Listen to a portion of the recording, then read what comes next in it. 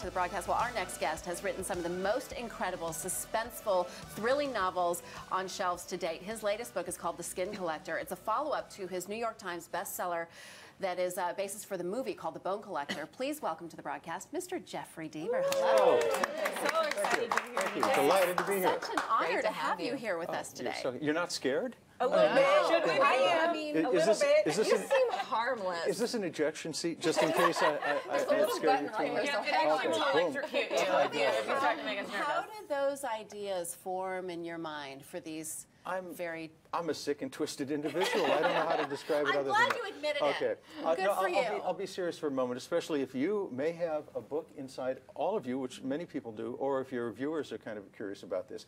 I started writing when I was 11 years old. It's amazing. And it was really it was a short story, but I called it a book. And guess what it was about? A pudgy, clumsy, socially inept young man who had no talent for sports because I was a pudgy, clumsy, socially inept young man with no talent for sports. And I was writing books about, people like this who were rescuing cheerleaders and pom-pom girls from really improbable catastrophes, things like mountaineering accidents and pirate attacks. Well, they were set in, Chicago. Well, there are no mountains in Chicago. and there are no pirates in Chicago, at least when I was growing up. But nonetheless, I had the imagination to write this kind of thing. I didn't have any talent, but I just knew I wanted to tell stories. I love it. Okay, so I love The Bone Collector. It's one of those movies, like, if it's on TV, I stop everything and I start watching it. Oh. What's it like seeing something you've written up on the big screen? Oh, I get a kick every time I see it. And I'll tell you what's also kind of interesting. I spend a lot of time on dialogue. When was the last time you said to your partner, "My darling, I'm famished. Shall we now dine?" Right. Now, if you put that in a book, that turns you off right away. Right. So I spend a lot of time trying to make sure that the sound of people's dialogue resonates in the book, so the readers stay with you. Yeah. Well, when the scriptwriter converted my book to the movie for The Bone Collector, they took my dialogue because it's really dialogue based for a movie. I'm watching Denzel Washington and Angelina say words that I had written, and that's so cool. The big thrill. Although I have to tell you a very fast story. I was in China on book tour, and there, apparently the Chinese language, the written language is the same for all the different communities of China, the different regions, but the spoken language is different. So I can't sleep, it's late at night, the lost in translation kind of jet lag thing, channel surfing. The Bone Collector in Chinese. Denzel is speaking Chinese. They used subtitles in a different dialect. So not only, well, I knew what was the story. I'd written the book. I knew what was going on.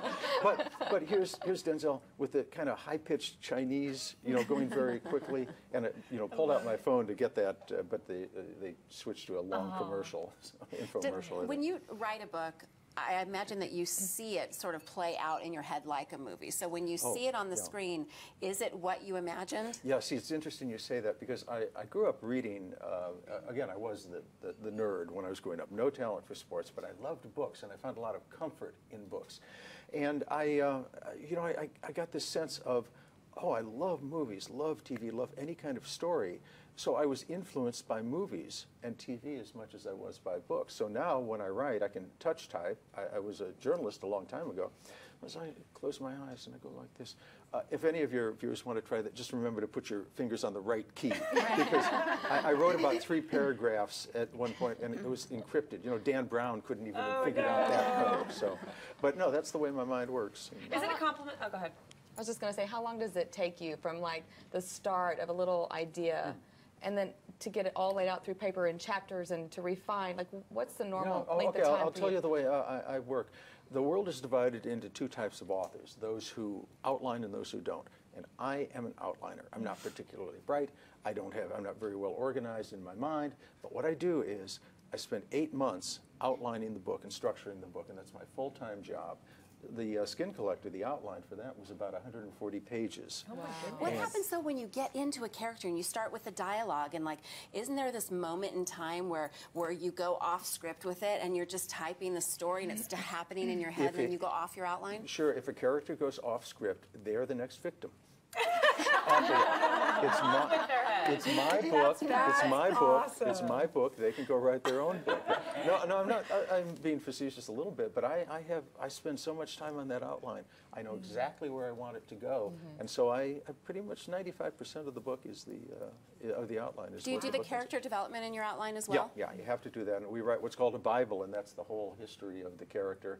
Because, well, believe me, if your character is right-handed in book 1, in the Lincoln Rhyme books, the Skin Collector's the 11th, and in another book, you know, 3 down, you get a little lazy, and suddenly they're left-handed or the opposite.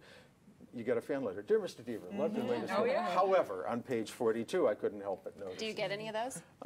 Not as many as I probably ought to, but I do get some of them. He's too organized. I try to get organized. We're going to talk about the Skin Collector in our next segment, but real quickly, after seeing the Bone Collector turn into a movie, did you write this thinking was there more of a conscious effort of thinking, okay, this is probably going to be a movie too? Did that kind of help craft? Was the process for Bone Collector and the process for Skin Collector different because you knew a movie was a high possibility? Actually, they were pretty much the same because years ago I developed this idea of writing the outline and writing very cinematically. So my books, they all take place over about 2 days. They move very, very quickly. They have lots of twists and turns. The Skin Collector, like all of my books, have 3 or 4 big surprise endings.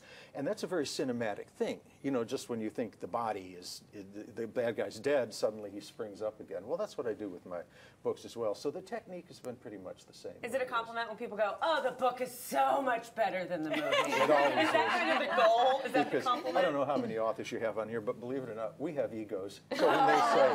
None here. This is my favorite, though, is your headshot on the back of the book. Even your headshot is very cryptic. Now, I will say that someone came up to me at a book signing and said, Jeff, about the picture on the book, you look like a surly head waiter. And I think I do. You know, somebody has just complained about the table in the corner, and well, it's not my problem, sir. I didn't get a big enough I think you tip. look very serious, like you're about to solve a very serious crime. Okay, Jeffrey's in town for a book signing, which is happening tonight in Dallas at the Barnes & Noble on Northwest Highway by Northpark Mall.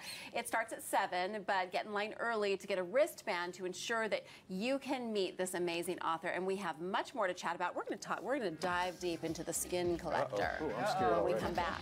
Stick around.